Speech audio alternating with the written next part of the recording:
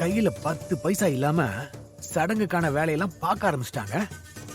இப்போ லிஸ்ட் எல்லாம் சொல்லி முடிச்சதும் அட்வான்ஸ் கேட்பாங்கல்ல, அப்ப என்ன செய்ய போறாங்க? அதான்டா எனக்கும் தெரியல.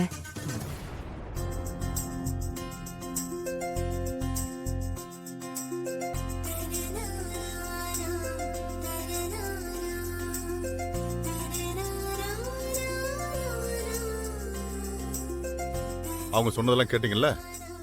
எல்லாம் சரியா இருக்கா இல்ல வேற ஏதாவது சொல்லணுமா? எல்லாம் சரியா இருக்குப்பா.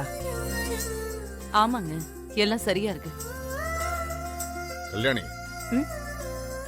இவங்க சொன்னது போக வேற ஏதாவது செய்யணுமா? இல்ல, எல்லாம் சரியாதான் இருக்கு. பருப்பு வாய பாயாசம். மூடு, எல்லாம் சரியா தான் இருக்கும். சரி, நீங்க வேலையை ஆரம்பிங்க. சரிங்கய்யா. சரிங்கய்யா. நான் அப்புறமா உங்களுக்கு அட்வான்ஸ் இருக்கட்டும் கொடுக்குறேன். ஐயா அதெல்லாம் ஒண்ணு வேணாங்கய்யா. உங்களை பத்தி எங்களுக்கு தெரியாதுங்களா? நாங்க எல்லா வேலையும் முடிச்சதுக்கு அப்புறம் முழு பணத்தையும் வாங்கிக்கிறோம் ஐயா. சரி, சரிங்கய்யா. போயிட்டு வாங்க. அப்ப நாங்க வரையா வரேங்கய்யா. வாங்க, வரையா போயிட்டு வாங்க. வாங்க. நம்ம மேல உள்ள நம்பிக்கையில அட்வான்ஸ் கூட வேணாம்னு சொல்லிட்டு போறாங்க. நாமளும் அவங்க கிட்ட சரியா நடந்துக்கணும். பெரியப்பா, அதெல்லாம் கொடுத்துடலாம். என் ஃப்ரெண்டோட கடைக்கு ஆட் எடுக்க எனக்கு சான்ஸ் கிடைச்சிருக்கு. அதை எடுத்து கொடுத்தா 5 லட்சம் ரூபாய் கிடைக்கும். என் புள்ள சொன்ன மாதிரி பணத்தை ரெடி பண்றதுக்கு வழி பண்ணிட்டான். ஆட் எடுக்க போறான். மீதி பணத்துக்கு என்ன பண்ண போறீங்க?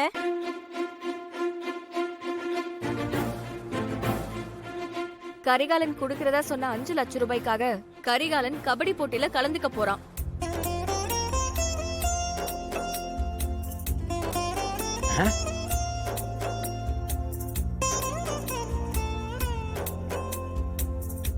போட்டியில கலந்துக்கிட்டா போதுமா?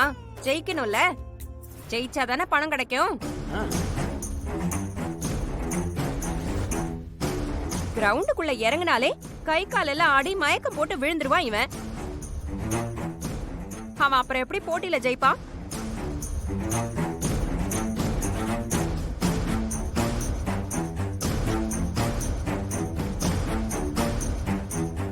கரிகால சொன்னதை நம்பி எல்லாம் என் பொண்ணு விசேஷத்தை வைக்காதீங்க.